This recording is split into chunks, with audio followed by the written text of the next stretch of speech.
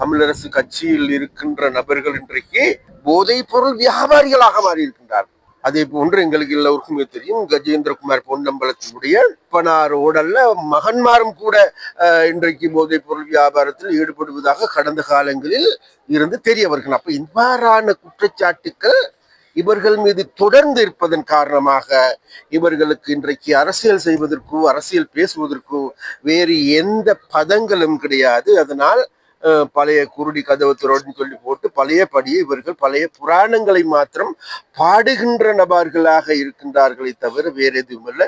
அதுதான் எனக்கு விசேடமாக இவர்களுடைய இந்த கூட்டு பற்றி நாங்கள் சொல்ல இருக்கோம். ஒரு விடயம் இருக்கின்றது, இன்னைக்கு உங்களுக்கு எல்லோருக்குமே தெரியும். அதாவது இந்த ஜெய்சங்கர் அவர்கள் வெளிவிவகார அமைச்சர் இலங்கைக்கு வந்த போது நமது தமிழ் கட்சிகள் எல்லாமே சென்று சந்தித்தார், கைலாக கொடுத்தார்கள், கட்டி அணைத்து கொண்டார்கள். ஆனால் இங்க எல்லோருக்குமே தெரியும், இன்றைக்கு வடக்கில் பூதகரமாக இருக்கின்ற பிரச்சனை தான் வேற எதுவுமில்ல, இந்திய மீனவர்களுடைய ஆக்கிரமிப்பு. அவர்களுடைய ஆக்கிரமிப்பு என்பது வேற எதுவுமில்ல, எங்களுடைய மீனவர்கள் தலையில் இடியை வீழ்த்துகின்ற, அவர்களுடைய வாழ்க்கையை நாசமாக்குகின்ற, அவர்களுடைய வாழ்வாதாரத்தை கேள்விக்குறியாக்குகின்ற வேலையை செய்கின்றார்கள் இந்திய மீனவர்கள். அப்ப அந்த விஷயமாக இந்தியாவிலிருந்து வந்திருக்கின்ற பிரதான ஒரு அதிகாரியோடு அல்லது வெளிவிவகார அமைச்சரோடு இவர்கள் பேசியிருக்க வேண்டிய விடயம் என்ன? இந்த பிரச்சனை யாரும் வாய் திறக்க. அது மாத்திரமல்ல, மக்கள் தாங்களுடைய எதிர்ப்பினை தெரிவிக்கின்ற பொழுது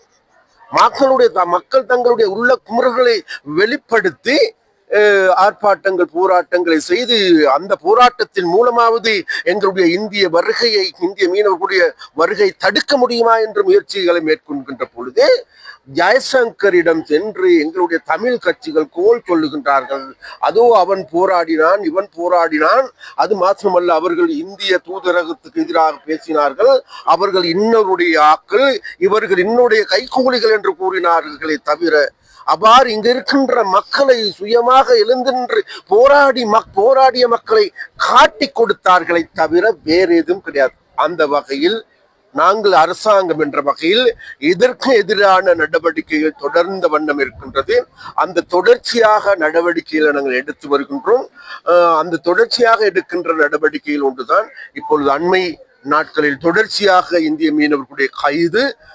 அது மாற்றமல்ல, நாங்கள் எதிர்வரும் காலங்களிலும் கூட நாங்கள் இது சம்பந்தமாக கூடுதலான ராஜதந்திர ரீதியான பேச்சுவார்த்தையில் ஈடுபடுவதற்கும் அதன் மூலமாக தடுத்து நிறுத்துவதற்கு எதுவான நடவடிக்கைகளை எடுக்கலாம் என்று நாங்கள் யோசிப்போம். மேலதிக செய்திகளுக்காக எமது யூடியூப் தளத்தை சப்ஸ்கிரைப் செய்யுங்கள்.